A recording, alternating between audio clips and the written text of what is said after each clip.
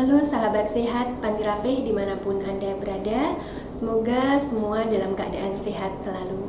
Perkenalkan, saya Dr. Maria Rulina, dokter spesialis anak dan konselor ASI di Rumah Sakit Panti Rapih.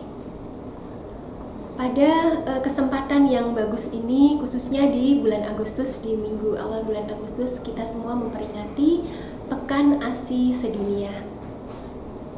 Dan pada kesempatan ini kami ingin berbagi informasi. Pada kali ini saya akan berbagi mengenai tips keberhasilan menyusui. Masih banyak ibu-ibu, khususnya mereka ibu-ibu yang baru mempunyai putra pertama yang masih mengeluhkan, ASI saya kurang dok, ASI saya nggak keluar, khususnya dalam hari-hari pertama. Kemudian bayinya rewel terus, bayinya sulit menetek, puting nyeri, puting lecet. Hal inilah yang menyebabkan ibu-ibu gagal memberikan ASI eksklusif. Jadi tips apa yang terpenting dalam sukses menyusui? Yang pertama adalah yakin, percaya diri, dan paham bahwa ASI adalah nutrisi yang terbaik untuk buah hati. Dan ASI adalah tidak tergantikan dengan cairan atau makanan apapun untuk buah hati. Yang kedua, perbanyaklah informasi mengenai bagaimana ASI itu, bagaimana produksi ASI, bagaimana kebutuhan cairan khususnya di awal-awal kehidupan bayi. Jadi yang perlu diketahui adalah khususnya dalam 48 jam pasca kelahiran, yang seringkali membuat ibu-ibu kebingungan.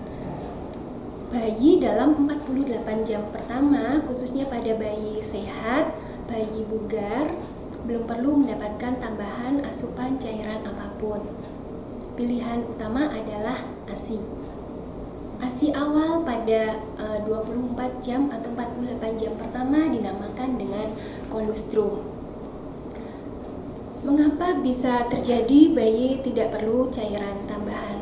Jadi bayi itu sudah dapat mendapatkan nutrisi awal dari sejak dalam kandungan, di mana mendapatkan nutrisi dari plasenta ibu yang akan dilanjutkan di saat kelahiran dengan melalui payudara ibu sebagai pengganti plasenta dengan air susu ibu.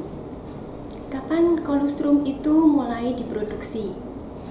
Jadi kolostrum ini adalah ASI awal di mana kandungan nutrisinya, kandungan sel-sel hidupnya yang mengandung zat-zat kekebalan pertama yang akan didapatkan oleh bayi. Jadi kolostrum terbentuk pertama kali di usia kehamilan 16 minggu, di mana semakin hari kolostrum ini semakin berproduksi sampai hari H kelahiran.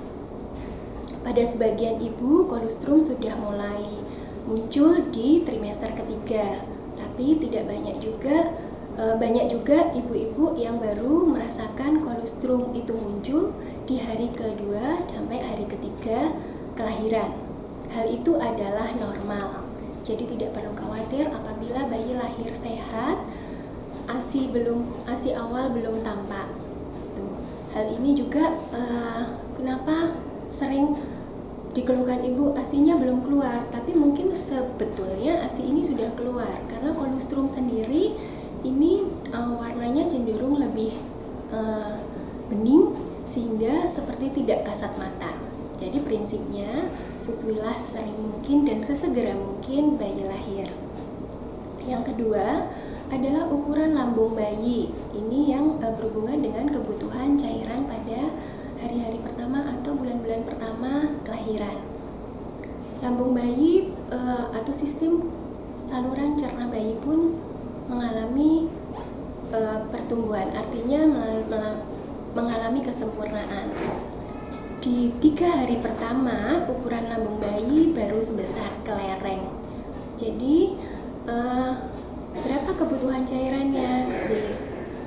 Sebesar kelereng ini dia kebutuhan cairannya sekitar 3-5 mili.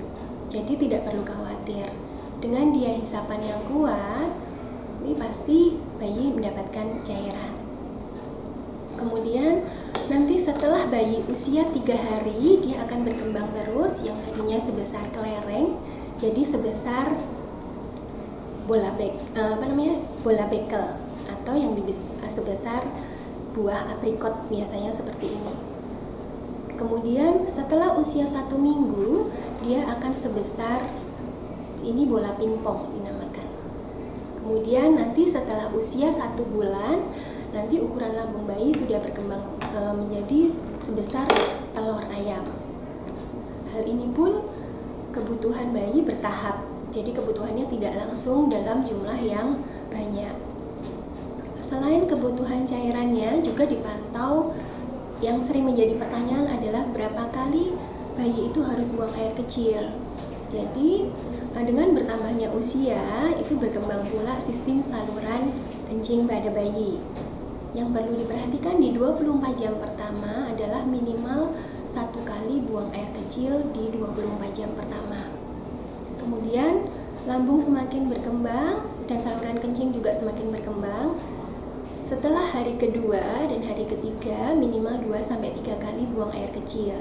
Hari keempat 4 kali buang air kecil, dan nanti setelah hari kelima minimal adalah cairannya yang keluar atau buang air kecil lebih dari 6 kali dalam 24 jam. Jadi ibu-ibu tidak perlu khawatir di awal-awal kehidupan bayi. Bagaimana supaya ASI ini dapat segera keluar adalah satu, sesegera mungkin untuk menyusu bayinya. Dan yang kedua adalah proses pelekatan. Pelekatan atau efektif posisi bayi menyusu ini adalah kunci dalam keberhasilan proses menyusui. Jadi bagaimana sih pelekatan yang baik pada saat bayi menyusu? Beberapa ibu-ibu baru terkadang posisi menyusu adalah bayi ditaruh di atas bantal, sehingga posisi kepala bayi menengok seperti ini. Hal ini terkadang tidak tidak disadari. Seperti halnya kita minum. Kita minum selalu menghadap ke sumber air minum. Begitu juga posisi bayi.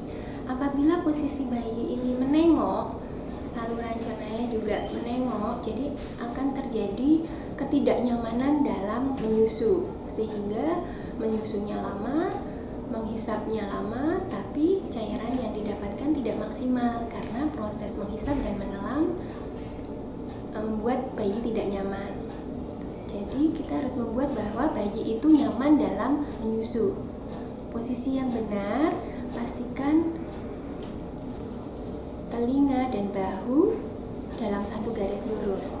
Pada kondisi seperti itu, posisikan bayi menghadap ke payudara ibu, kemudian perut ibu sama perut bayi berhadapan, tubuh bayi menempel kepada tubuh ibu, kemudian seluruh badan bayi ditopang, artinya tidak menopang ke salah satu sisi bagian, tapi semua badan bayi ditopang oleh ibu. Pastikan kondisi ini nyaman, di mana proses menyusui adalah proses belajar. Ibu belajar, bayi juga belajar, karena membutuhkan waktu kurang lebih sekitar 30 menit sampai 1 jam dalam proses efektif menyusu. Jadi ibu pun harus dalam kondisi nyaman. Artinya ibu di sini pastikan posisi ibu dapat bersandar